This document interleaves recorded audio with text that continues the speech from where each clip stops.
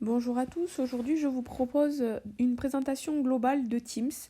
Teams qui permet de faire du présentiel et du distanciel. Donc l'utilité de Teams, c'est de communiquer avec vos élèves et avec les équipes en visio, en chat. On peut déposer des documents et des devoirs. Là, je vous propose de regarder la vue sur l'iPad. Donc vous avez en bas les menus avec activités, conversations, équipe, devoirs, calendrier, appel. Que vous soyez sur un ordinateur, vous aurez exactement les mêmes menus, sauf qu'au lieu d'être en bas, ils seront sur le côté à gauche. Et si vous le faites aussi également sur votre téléphone portable, le menu sera pareil que sur l'iPad en bas. Moi, je suis sur un iPad, donc vous verrez le menu en bas. Je vous propose de décortiquer un petit peu le menu et de regarder équipe, à quoi ça sert. Donc avec équipe, vous pouvez créer des demi-groupes et surtout recréer des canaux privés pour ne pas que tous les professeurs reçoivent vos assignations pour les devoirs ou vos commentaires. On va regarder tout à l'heure comment ça fonctionne. Vous pouvez discuter avec l'équipe, faire des appels vidéo, partager des documents et également regarder les planifications de cours des autres collègues en regardant dans Publications. Donc je vous propose d'aller sur Teams. Donc quand vous arrivez sur Teams, vous avez des équipes. Alors il est probable que les équipes de l'année dernière soient encore présentes sur Teams. Donc ce que vous avez à faire, c'est, puisque sinon vous ne vous y retrouverez pas, c'est de cliquer sur la roue crantée pour les paramètres et vous allez décocher les équipes qui ne vous intéressent pas pour avoir une vue uniquement des équipes qui vous intéressent de cette année. Voilà. Une fois que vous avez décoché, vous pouvez faire précédent avec la petite flèche et vous avez une vue propre avec uniquement les classes de l'année en cours. Ensuite, vous voyez, il y a la classe et on va créer un canal. Donc vous allez cliquer sur les trois petits points, gérer les canaux et faire plus, ajouter. Vous allez appeler ça enseignement pro ou le nom de votre matière, puisque le canal permet, disons que au lycée, c'est utile de différencier par matière. Vous allez faire laisser confidentialité standard et faire terminer.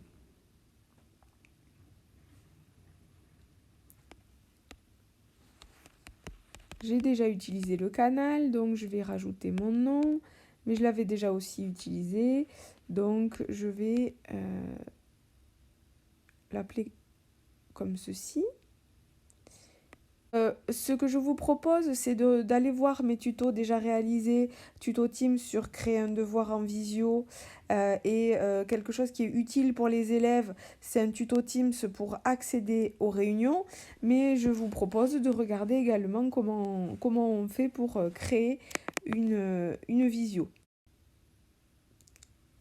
Bien, avec calendrier, nous allons pouvoir programmer une visio. Donc là, on va faire le petit calendrier et le petit plus. On va écrire enseignement pro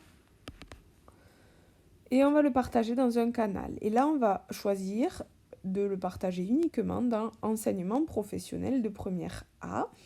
On ne veut pas le répéter, on va le faire à 11h30. Et là, si je voulais, je pourrais ajouter des collègues, mais je ne le veux pas. J'ai uniquement mis les élèves. Je fais terminer et mon événement a été créé. Vous voyez sur la bannière. Je retourne dans équipe. Je vais dans général, dans enseignement pro, voilà, dans mon canal, et la publication de mon cours n'a lieu uniquement que sur le canal me concernant.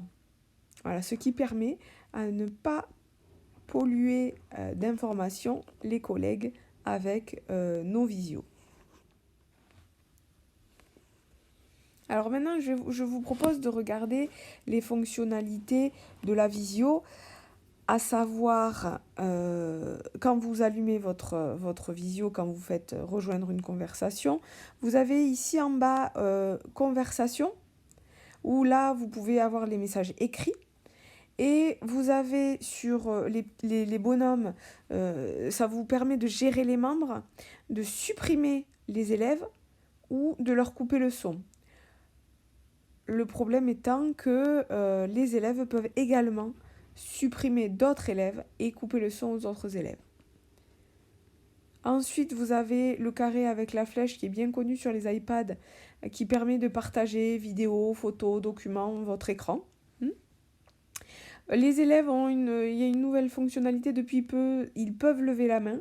Et ensuite, vous avez la caméra barrée qui permet d'activer ou pas la caméra, le micro, de toucher au volume ensuite. Et les 3 petits points, vous voyez, le menu, il permet d'activer les sous-titres, de mettre en attente, d'utiliser le pavé numérique, de démarrer la vidéo avec un flou d'arrière-plan. Pour, par exemple, vous êtes chez vous et vous ne voulez pas qu'on voit, je ne sais pas, ce qu'il y a derrière ou les personnes qui pourraient passer ou le bazar de votre appartement. Donc vous mettez un petit flou et vous pouvez également désactiver la vidéo entrante. Et ensuite, c'est pour raccrocher. Sur l'onglet devoirs, vous pouvez déposer des documents pour les élèves, affecter des devoirs. Vous avez la possibilité de voir qui l'a ouvert et de voir les devoirs des collègues pour un aperçu global de la classe. C'est-à-dire que si vous avez peur qu'ils aient trop de devoirs et que ça soit infaisable, ou s'ils vous disent qu'ils ont trop de devoirs, vous pouvez voir tout ce qui se passe sur la classe dans devoirs. L'onglet devoirs permet également la correction des copies. Vous pouvez rendre les copies avec des commentaires et une note, mais les commentaires, ça ne sera pas des annotations sur la copie, ça sera uniquement un commentaire global qui sera en plus à côté de la note. Vous avez la possibilité de créer des barèmes spécifiques et de sélectionner ou de créer un formulaire avec Forms pour faire vos devoirs.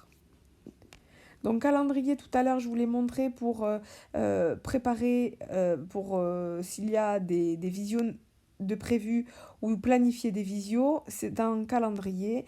Les modifications aussi seront dans calendrier. Un conseil avec Teams, c'est de basculer votre mail Teams donc, et du service, de le basculer vers votre adresse professionnelle, ce qui vous permettra de récupérer tous vos mails Microsoft. Dans le cas où vous ne feriez pas ça, vous pourriez avoir des notifications, des élèves qui vous posent des questions et vous ne serez pas au courant. Donc l'idée, c'est de basculer tous les mails que Teams, toutes les notifications que Teams vous envoie pour être assez réactif et ne pas être obligé d'aller sur Teams pour voir si vous avez un message d'un élève ou d'un collègue. Là, je vous propose pour cela un petit tuto Gmail pour ajouter un compte de messagerie. Les applications Microsoft utiles avec Teams, donc c'est évidemment tout ce qui est Word, Excel, PowerPoint en travail collaboratif, Forms qui permet de créer des questionnaires et qui les corrige automatiquement lorsque ce sont des QCM simples. Outlook est la messagerie professionnelle. OneDrive permet le stockage et un outil très intéressant pour travailler en distanciel et animer des cours en présentiel ou en distanciel. Il s'agit de WooClap. Donc pour résumer, vous avez l'onglet équipe qui permet de créer des groupes ou des sous-groupes à la classe. Vous pouvez donner des ressources dans devoirs, mais également attribuer du travail, corriger et rendre les copies dans devoirs. Et pour planifier vos visios, ça sera dans l'onglet calendrier. J'espère que cette petite présentation de Teams vous aura été utile et je vous dis à bientôt.